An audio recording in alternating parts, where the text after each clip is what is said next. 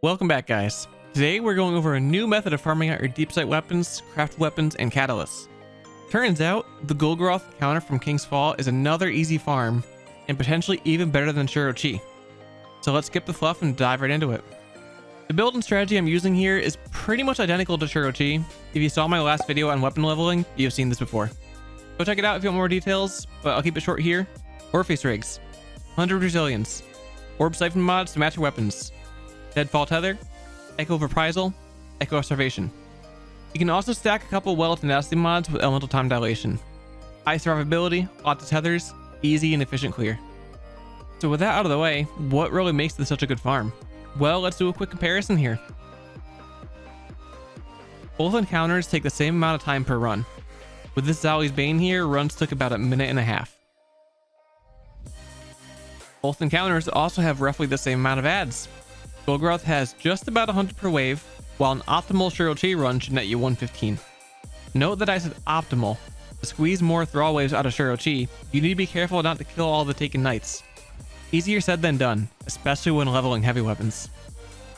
Golgoroth has about 20 to 30 seconds of downtime between waves, depending on how fast you clear everything.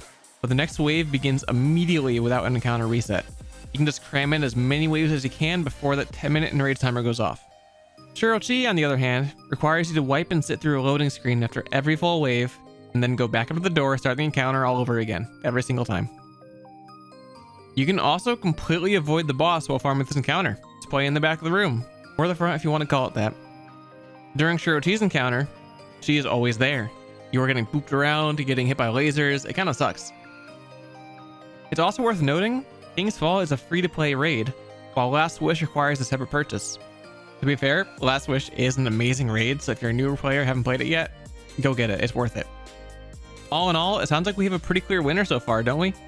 Well, Golgoroth isn't perfect. While Thrall and Acolytes don't teleport around like their taken counterparts, now you're going to be working with 3 orange bar wizards, 1 tanky yellow bar wizard, and Adept Acolytes. These guys could be a little tricky depending on the weapons you're leveling.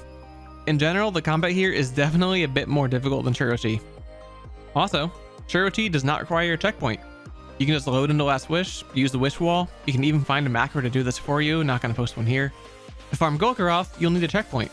King's Fall is the hot new thing right now, so sure, it's not too tricky to grab one week to week, especially if you're using Luxstruck 9's checkpoint server, link below.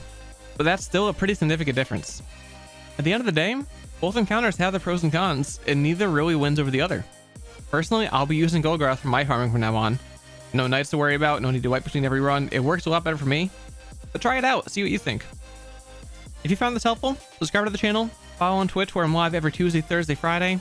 Follow on Twitter, whatever, I'm everywhere. Good luck out there, I'll see you next time.